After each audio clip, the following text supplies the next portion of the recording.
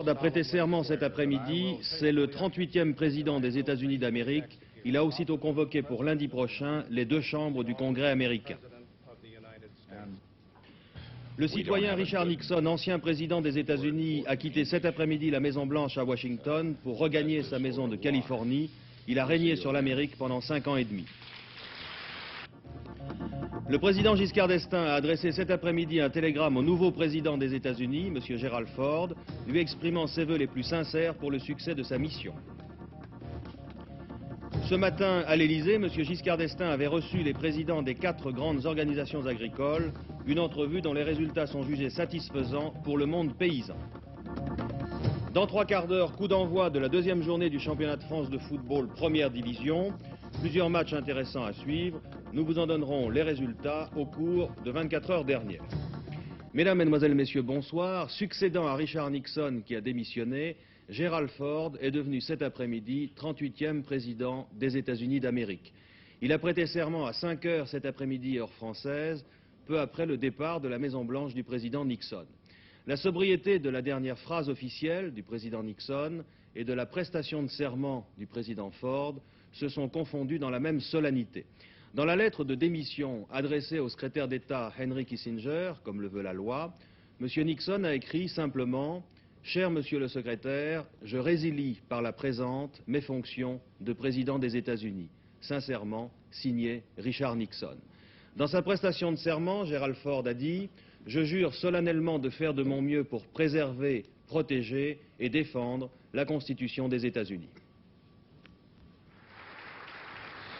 La présidence n'est jamais vacante aux États-Unis. À peine Henry Kissinger a-t-il enregistré la lettre de démission de Richard Nixon que son successeur prête serment.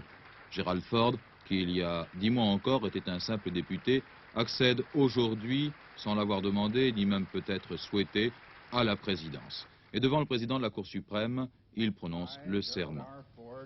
Je fais le serment solennel de remplir loyalement la charge de président des États-Unis et de faire de mon mieux pour préserver, pour protéger et défendre la Constitution des États-Unis.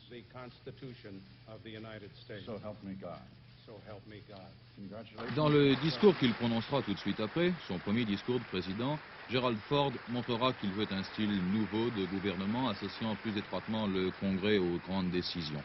Bien sûr, le président Ford a derrière lui 25 ans de parlementarisme, mais il semble qu'il ait tiré la vraie leçon de Watergate, qui, beaucoup plus qu'une histoire de plombier, est l'aboutissement de la lutte que menait le Congrès pour rétablir l'équilibre entre les pouvoirs.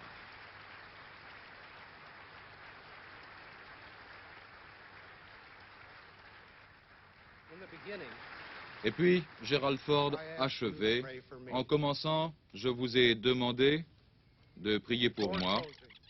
Avant de terminer, je vous demande à nouveau vos prières pour Richard Nixon et sa famille. Puisse notre précédent président, qui a apporté la paix à des millions d'hommes, la trouver pour lui-même. Que Dieu bénisse et console sa femme et ses filles merveilleuses dont l'amour et la loyauté resteront toujours un legs éclatant à tous ceux qui supportent le fardeau solitaire de la Maison-Blanche.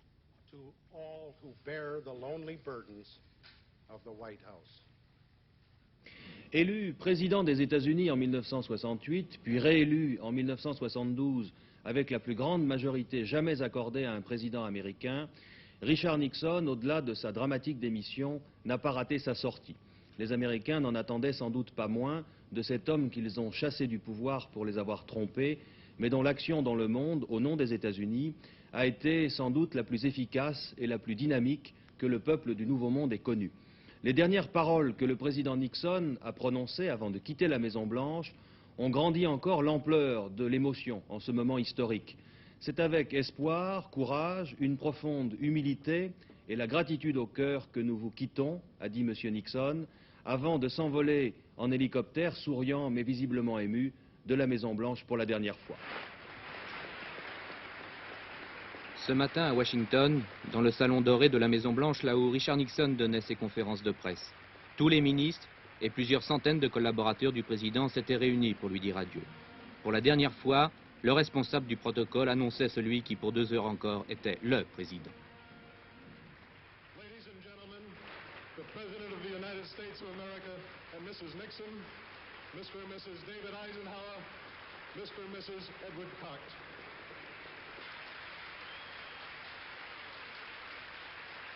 Pour cette brève cérémonie, elle n'a pas duré 10 minutes, Richard Nixon était entouré de toute sa famille.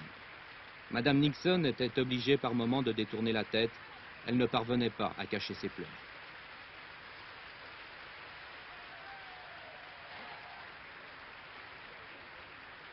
Le président, très ému lui-même, s'efforçait de retenir quelques larmes derrière des sourires forcés.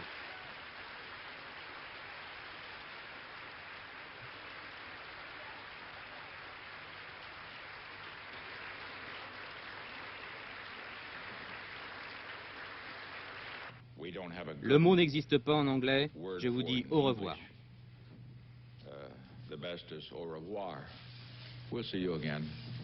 Nous nous reverrons.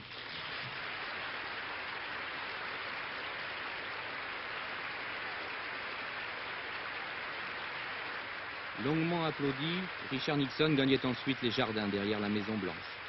Là, l'attendait le nouveau président des États-Unis et sa femme, monsieur et madame Gerald Ford.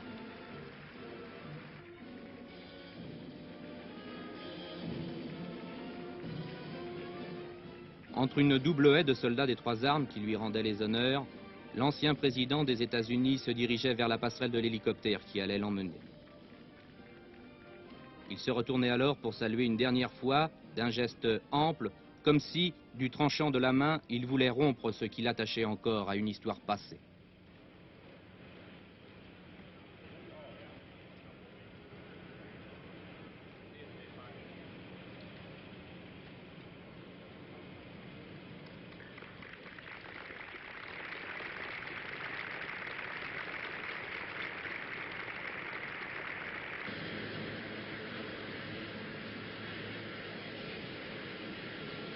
L'hélicoptère déposait peu après Richard Nixon sur une base militaire où il s'embarquait à bord du Boeing présidentiel pour sa retraite de San Clemente en Californie. Lorsqu'à 2 heures du matin, heure française, la nuit dernière, 170 millions d'Américains, il était 9 heures du soir à Washington, ont entendu M. Nixon annoncer qu'il démissionnait, ils ont dû ressentir en même temps qu'un sentiment de victoire, l'impression très nette qu'une page de l'histoire de l'Amérique était tournée, et que de toute façon, l'avenir, quel qu'il soit, ne ressemblerait pas à ce que les Américains ont ressenti comme un véritable cauchemar depuis 2 ans. M. Nixon a parlé pendant 16 minutes, le visage grave et ému, mais le timbre de voix inchangé. Il a surtout dressé le bilan de 5 ans et demi de pouvoir, un bilan certes fait d'erreurs dans les différents scandales réunis sous le nom de Watergate, mais fait aussi de grands succès politiques et diplomatiques en matière de politique étrangère. Le Vietnam, le Proche-Orient et l'ouverture vers Moscou et Pékin. Autant de choses qui ont sans aucun doute grandi le prestige des États-Unis dans le monde et qui sont apportées au crédit du président Nixon. La Maison-Blanche, la nuit dernière, 2 heures, heure de Paris. Je n'ai jamais été un lâcheur. Abandonner ma charge avant son terme heurte toutes les fibres de mon corps. Mais en tant que président, je dois placer l'intérêt de l'Amérique d'abord. Puis, M. Nixon, disant que l'Amérique a besoin d'un président et d'un parlement qui s'occupent des affaires du pays et qui ne combattent pas l'un contre l'autre, dit « Nous avons mis fin à la guerre la plus longue qu'ait connue l'Amérique. Mais l'œuvre qui consiste à assurer une paix durable dans le monde est encore bien plus grande et plus difficile à réussir. Nous avons rouvert les portes qui, pendant un quart de siècle, ont séparé les États-Unis de la Chine. Nous devons maintenant agir pour que le quart de la population mondiale qui vit en Chine soit et reste non notre ennemi, mais notre ami. Au Moyen-Orient, 100 millions de personnes dans les pays arabes, dont beaucoup nous ont considérés comme leurs ennemis pendant près de 20 ans, nous considèrent maintenant comme leurs amis. Nous devons continuer à bâtir cette amitié. Ensemble, avec l'Union soviétique, nous avons entamé le processus de la limitation des armes nucléaires, nous devons arriver à la destruction de ces armes terribles de façon qu'elles ne puissent pas détruire la civilisation. Nous devons continuer à développer et à élargir avec l'URSS de nouvelles relations pour que les deux nations les plus fortes du monde puissent vivre en coopération plutôt qu'en confrontation. Je fais de mon mieux pour être fidèle à la promesse que je vous avais faite, consacrer ma charge, mes forces et toute la sagesse dont je suis capable à la cause de la paix entre les peuples. Le leadership des États-Unis maintenant sera entre de bonnes mains, celle de M. Ford. En servant à ce poste, j'ai ressenti un sentiment très intime de parenté avec chaque Américain et avec vous tous. En le quittant, je le fais avec cette prière. Puisse la grâce de Dieu être avec vous chaque jour à venir.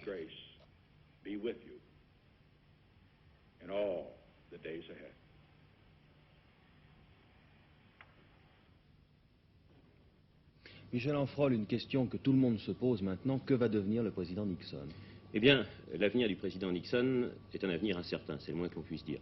Nixon était un joueur, il a joué sa dernière partie de poker politique et il l'a perdu. Et l'avenir de Richard Nixon, voyez-vous, a commencé à s'assombrir un certain jour d'octobre 1973, lorsqu'il a tenté de se débarrasser du procureur spécial Cox, qui enquêtait sur l'affaire du Watergate, et par la même occasion du ministre de la Justice, Elliot Richardson. Et déjà, l'histoire des États-Unis appelle ce jour-là le massacre de la soirée d'octobre. C'est une date historique pour les Américains, et pour Nixon, ça a été le commencement de la fin. Dans la seule nuit qui avait suivi la décision de Nixon, 250 000 télégrammes de protestation étaient arrivés à Washington.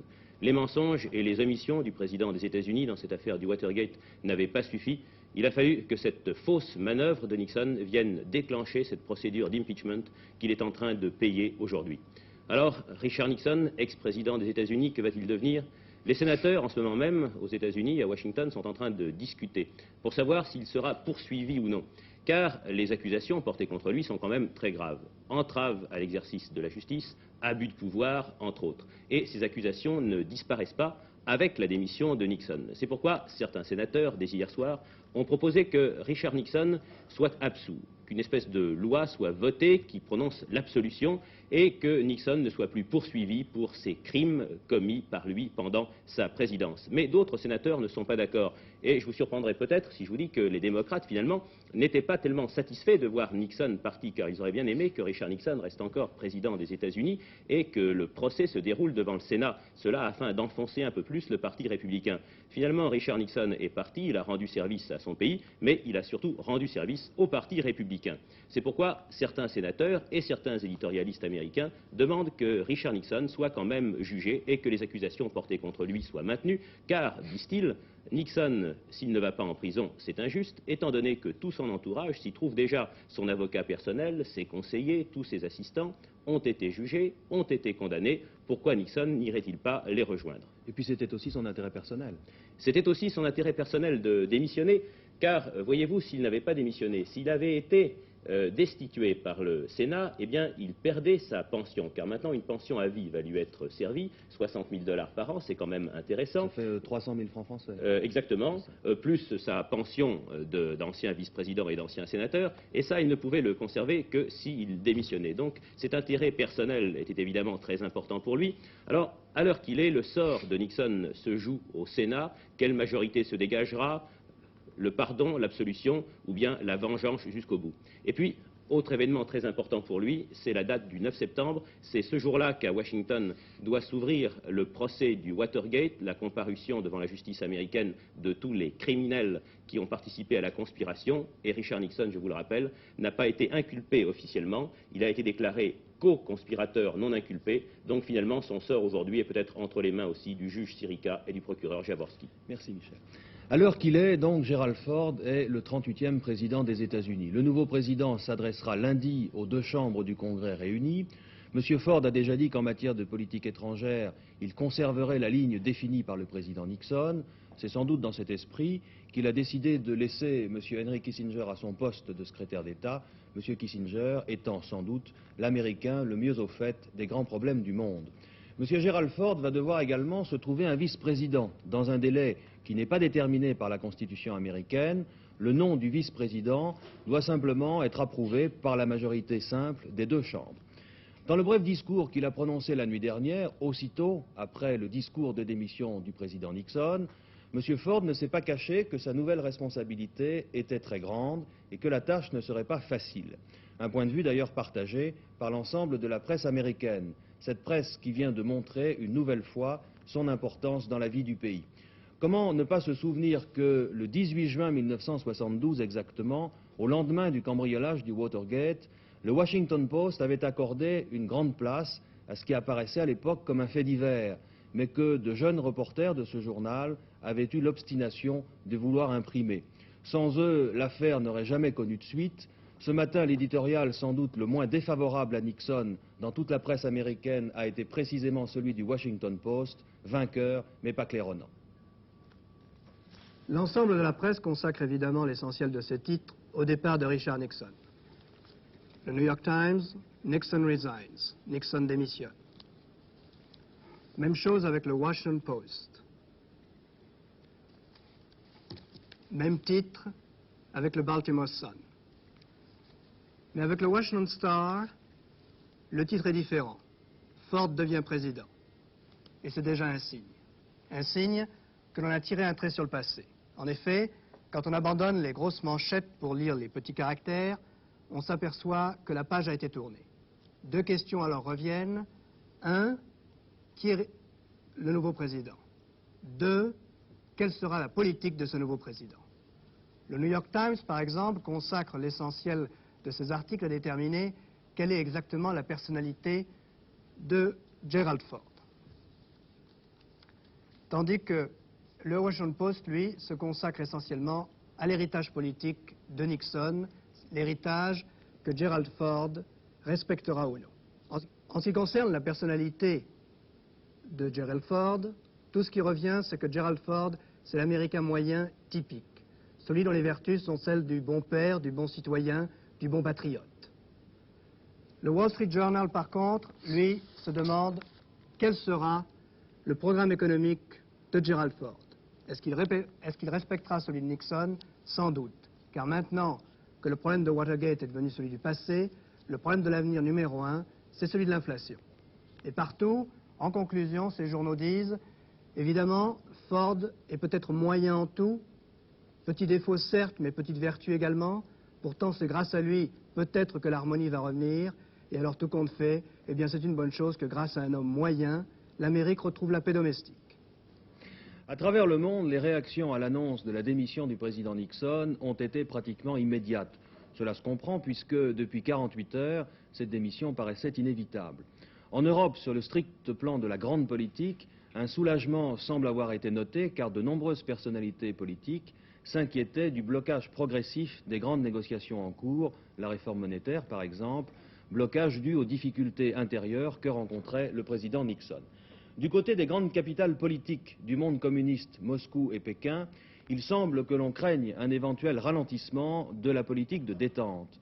Enfin, au Proche-Orient, où le président Nixon, par l'intermédiaire de M. Kissinger, a souvent réussi à ramener les uns et les autres à la raison, on craint côté arabe que M. Ford se montre trop pro-israélien, sentiment qui se traduit par de la satisfaction à Tel Aviv.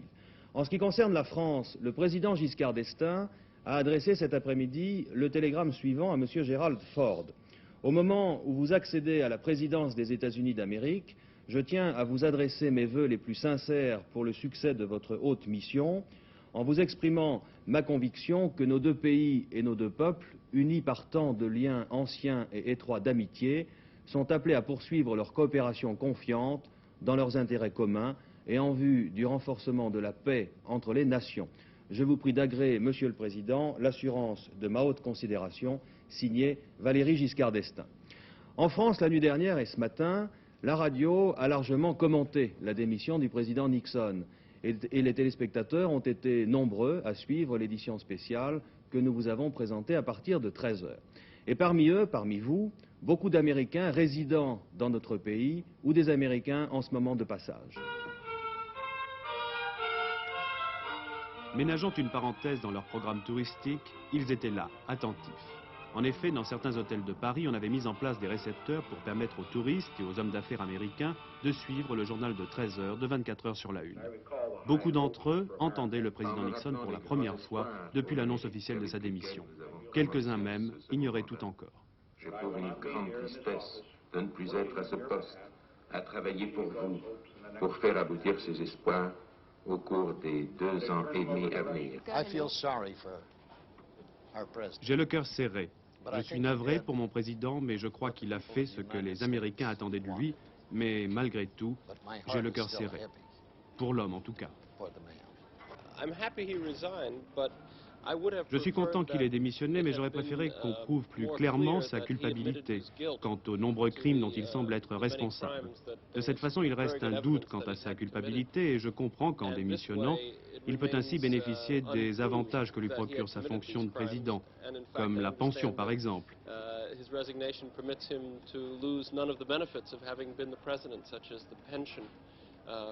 Et cela me gêne beaucoup. Je crois que c'est très triste pour les États-Unis, mais c'est un homme mauvais et il mérite ce qui lui est arrivé.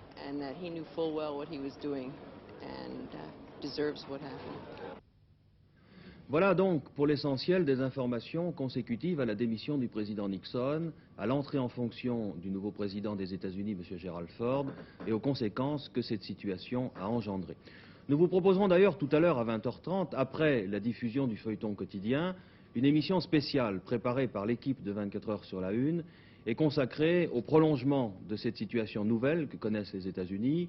Nous vous rappellerons la chronologie des événements qui ont finalement provoqué la démission de Nixon et nous tirerons les réflexions qui s'imposent à l'aide d'un grand nombre de documents filmés. En France, aujourd'hui, la nouvelle essentielle dans l'actualité, c'est l'entretien de 2 heures que le président Giscard d'Estaing a accordé ce matin au président des 4 grandes organisations agricoles. Cet entretien a été positif puisqu'il semble avoir donné satisfaction au monde paysan.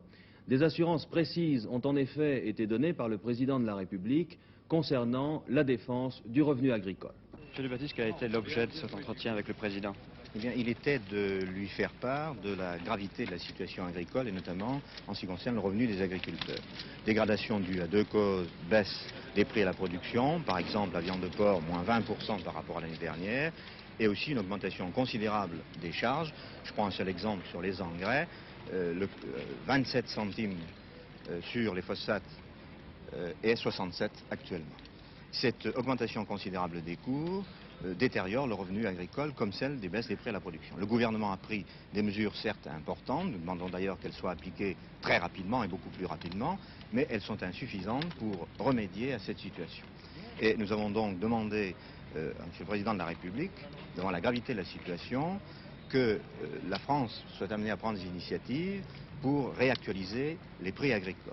Quelle a été la réponse du président? La réponse du président de la République a été très nette en disant qu'il n'était ni juste ni raisonnable que le revenu agricole baisse et que la France prendrait les initiatives nécessaires pour que la communauté discute et fixe de nouveaux prix agricoles en 1974, seul moyen avec l'action sur les marchés de relever d'une manière raisonnable et durable le revenu agricole. Le président de la République, je le répète, n'a pas cherché au cours de cette audience qu'il a accordée aux dirigeants agricoles du spectaculaire. Il a cherché à aller avec eux au fond des choses, qu'il s'agisse de la communauté, qu'il s'agisse des organisations propres à notre pays, et il a donné à ses interlocuteurs l'assurance que, tant auprès de la communauté qu'en France même, le nécessaire serait fait pour que le revenu agricole ne se dégrade pas, ce qui ne serait ni normal ni juste.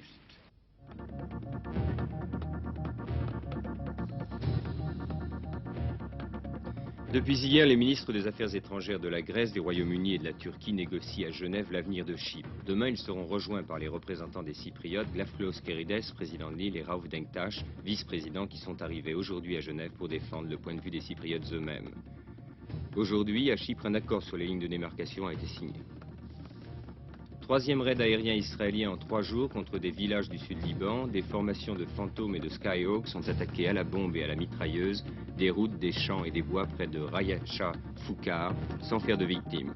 C'est pendant un incident entre la DCA syrienne et les chasseurs israéliens qu'un avion des Nations Unies a été abattu. L'équipage de 3 membres et les 6 passagers ont été retrouvés morts par les secours syriens. On ne connaît pas la raison de la présence de cet avion des Nations Unies au-dessus des lignes syriennes.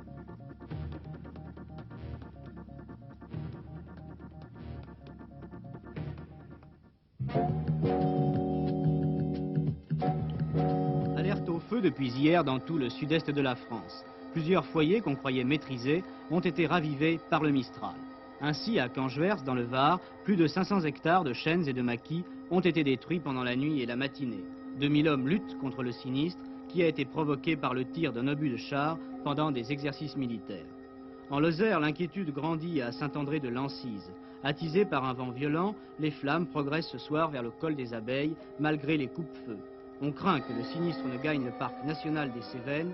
Déjà, 650 hectares de châtaigniers et de pins ont brûlé. Dans les Hautes-Alpes, c'est la désolation sur la montagne Saint-Maurice, avec 200 hectares d'arbres calcinés. L'île de Beauté, enfin, paye son tribut annuel aux flammes. Dans la vallée de Taravo, au nord d'Ajaccio, 1000 hectares de pinèdes ont été la proie des flammes. Des rafales de Mistral atteignant 100 km/h favorisent la progression du sinistre. Ce soir, plusieurs villages sont menacés par le feu. Pour les sauveteurs, la situation devient préoccupante, d'autant que le manque d'eau et de carburant commence à se faire sentir.